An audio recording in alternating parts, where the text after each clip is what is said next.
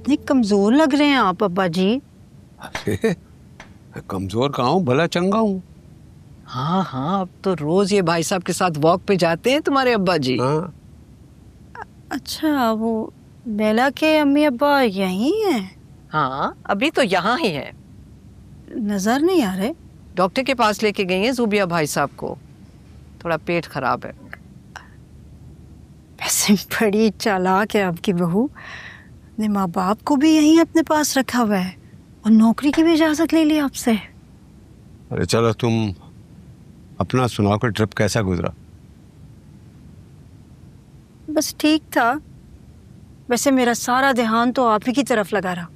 मैं होती ना तो कभी आपको यहाँ ना आना पड़ता, साथ ले जाती आपको अपने घर।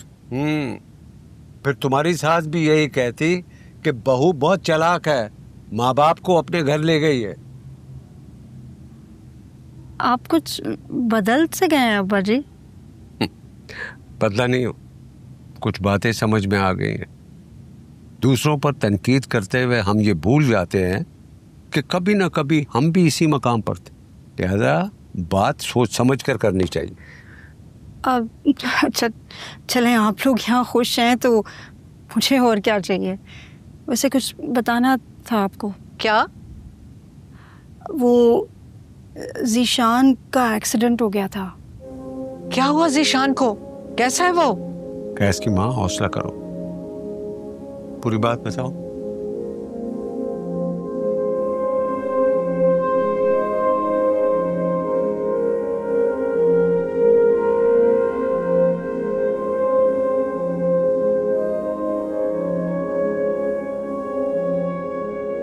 अब बेहतर है, वो घर आ गया है।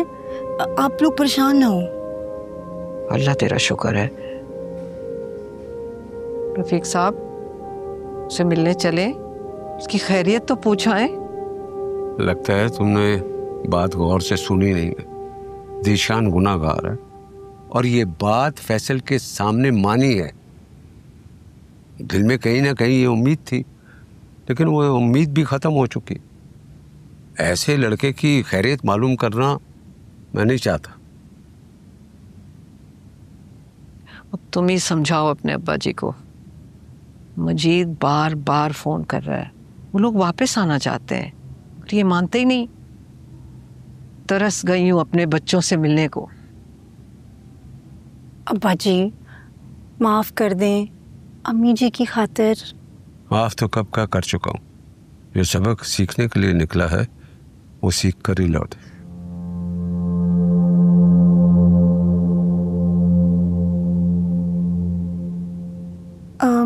एक और बात भी करनी थी आपसे।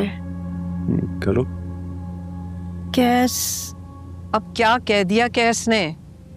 यकीन तो मुझे भी नहीं आ रहा था कि कैस ऐसा कर सकता है, मगर अकमल कह रही उन्होंने खुद अपनी आंखों से देखा है। खुदाया, जब से आई हो बुरी खबरें ही सुना रही हो। अब क्या कर दिया कैस ने?